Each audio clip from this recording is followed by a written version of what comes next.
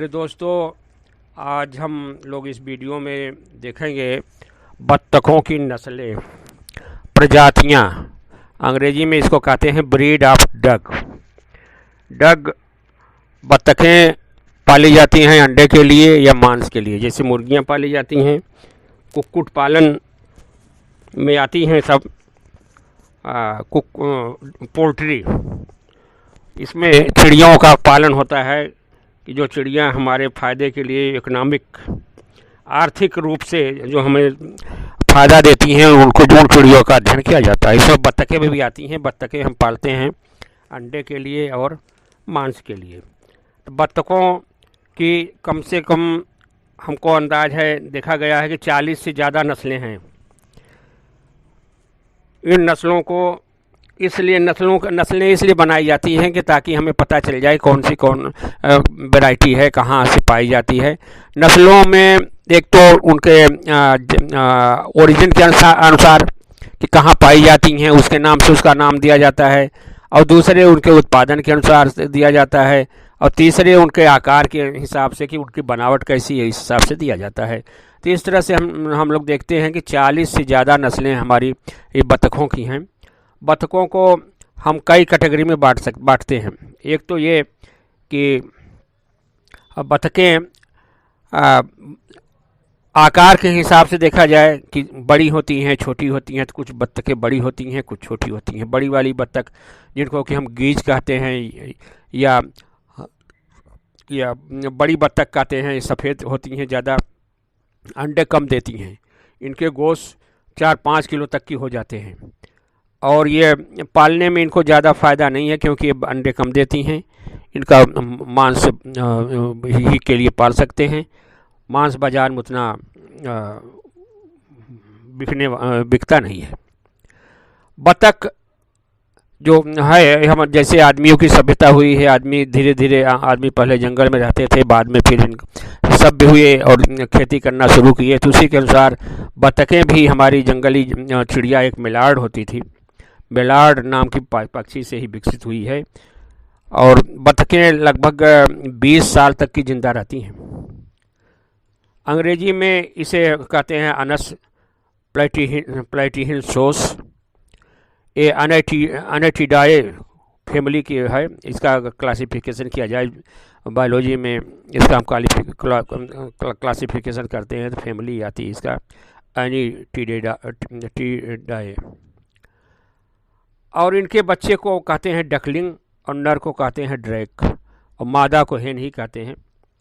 बत्तखों के पैरों में जाल होती है, झिल्ली, जैसे कि नाव का पतवार होता है पानी हटाने वाला।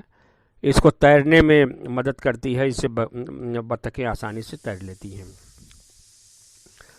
बड़ी बत्तख 3-4 किलो तक की हो जाती हैं, अंडे कम देती हैं। इसके अंडे बड़े भी होते हैं, 70-80 ग्राम तक के हो जाते हैं।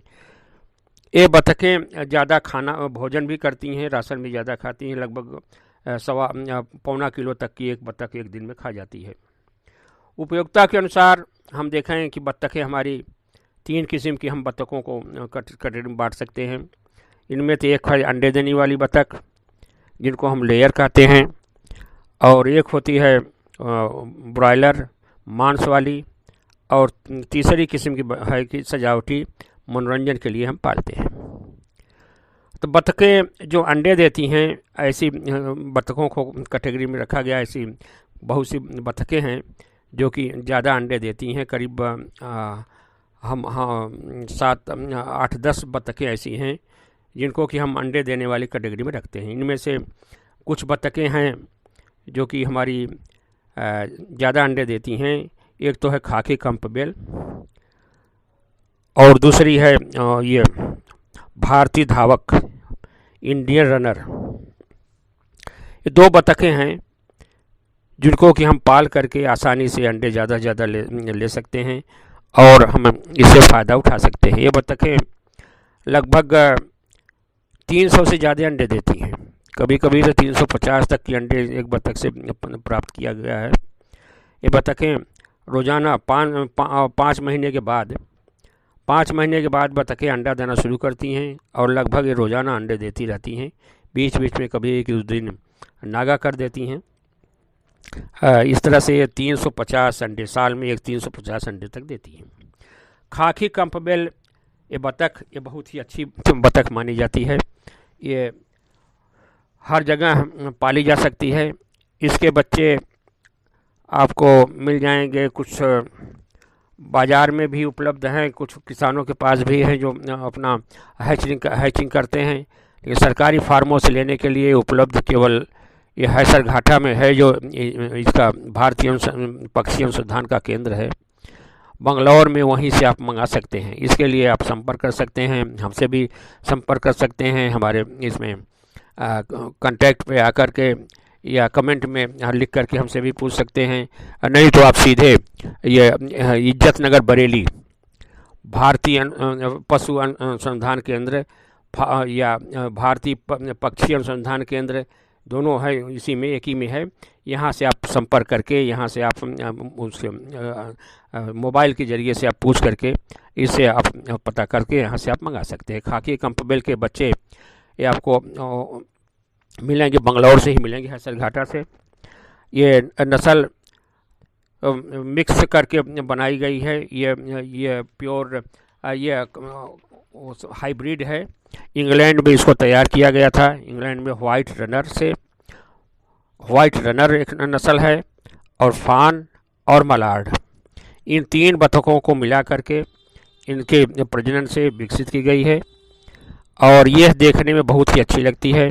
इसके पीठ का निचला भाग भूरा होता है, चोंच नीले रंग की होती है, टांगे और पंजे गहरे संतरी रंग के, ऑरेंज कलर के होते हैं। और ये बतखें ज़्यादा अंडा देती, देखने में खाकी होती हैं। ये बतखें पीठ में अपना सर घुसा करके आराम करती हैं। नर इसके लगभग 1.25 किलो से 2.5 किलो तक की हो जाते हैं। मादा इसकी 2 किलो से 2.25 किलो तक की रहती हैं। अंडे इसके 70 ग्राम तक के हो जाते हैं। इसमें रोग भी कम लगते हैं। इनको पाल करके किसान अच्छी आमदनी कर सकते हैं। ये नस्ल बहुत ही अच्छी मानी जाती है।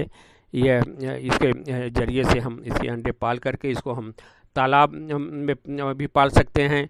तालाब के किनारे अपना इसको बना करके, इसका बाड़ा बना करके शेड, और उसमें रख दें। दिन भर तालाब में रहेंगी और रात में इसको शेड में रखना पड़ेगा।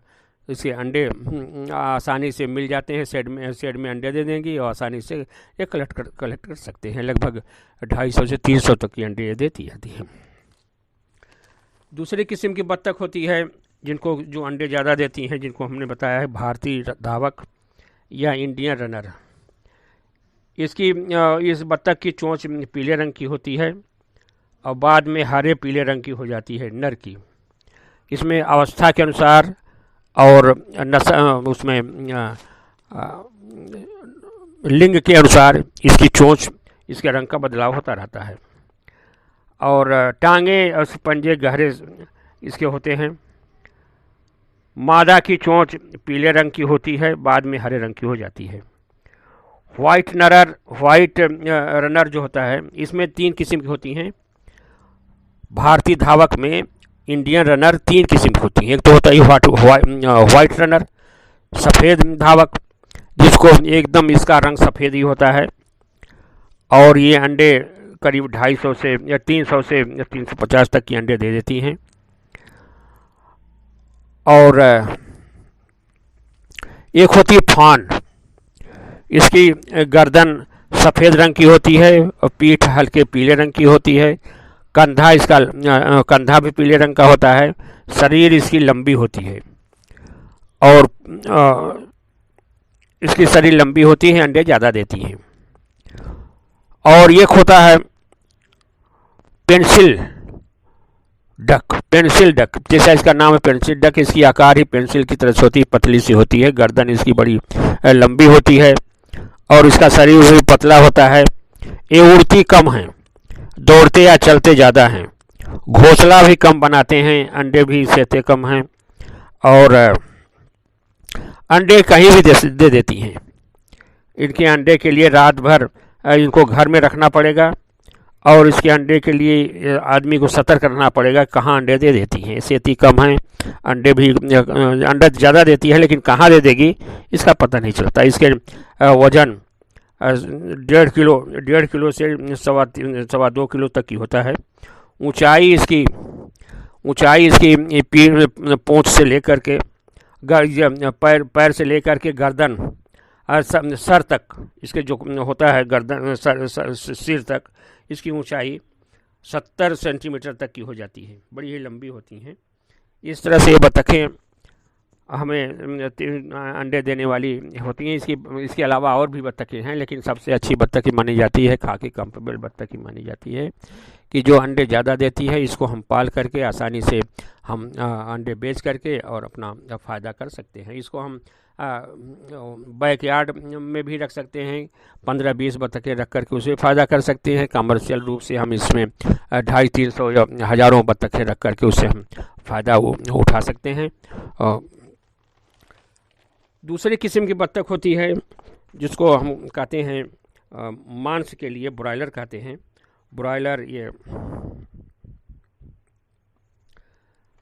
जैसा कि पता है, नाम है इसका ब्रॉयलर मांस के लिए कि इसका मांस अच्छा होता है, अंडे कम देती हैं। इसमें एक तो होती है वाइट पैकिंग, सफ़ेद पैकिंग, अंडे कम देती है और ये इसके मांस बहुत ही अच्छे माने जाते हैं। ये भी दो किस्म की होती है, सफ़ेद और काली।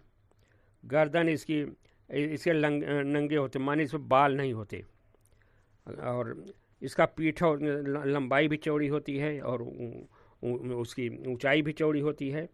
ये बहुत ही अच्छी किस्म के माने जाते हैं। लगभग नर इसके 4.5 किलो तक की हो जाते हैं और मादा इसकी 3.5 किलो तक की वजन में हो जाती है। ये लगभग 7 सप्ताह में तैयार हो जाते हैं, 3.5 किलो तक की हो जाते हैं और बेच करके हमें आसानी से फ़ायदा ले सकते हैं।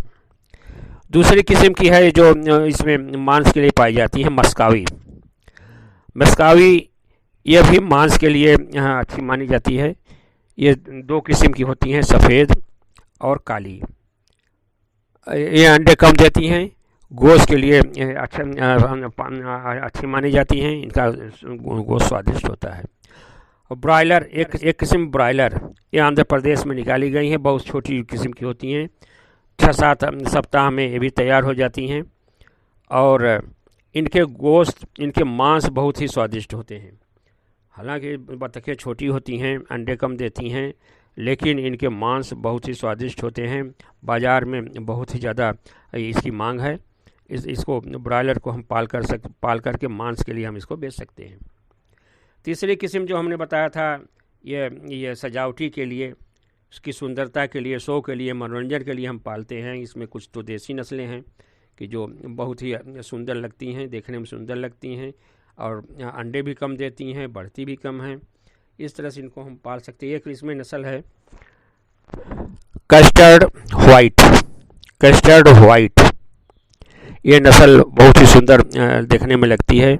इसमें सजावटी के लिए इसको हम सुंदरता के लिए अपने घर के करीब बाड़े में बना करके आगे पीछे रख सकते हैं। इसके नर हो जाते हैं 3.5 किलोग्राम तक के हो जाते हैं, मादा 3 किलोग्राम तक की हो जाती है।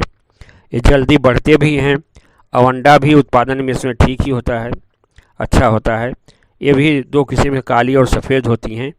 1 दर्जन अंडा और 2 किलो गोश्त पैदा करने के लिए देखा गया कि 3 किलो राशन ये खाती हैं। इस तरह से बहुत सी बत्तखें हैं। बत्तखों के बारे में और जो कुछ जानना है आपके बत्तखों की वैरायटी के बारे में, तो मैं इसके बारे में हमसे आप संपर्क कर सकते हैं, कमेंट के ज़रिए से हमें पूछ सकते हैं। और इस हमारे इस वीडियो को आप लाइक कर दें और सब्सक्राइब कर दें और अपने दोस्तों में शेयर कर दें। धन्यवाद।